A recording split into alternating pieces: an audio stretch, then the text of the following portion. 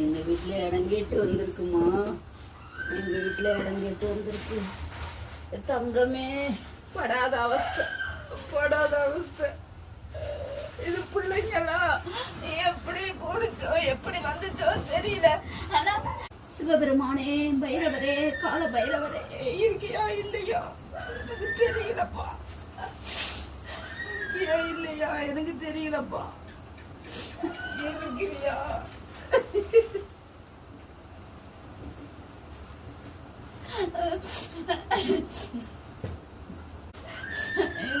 இல்லையப்பா, இருக்கிறியா இல்லையாப்பா? இருக்கிறியா இல்லையா?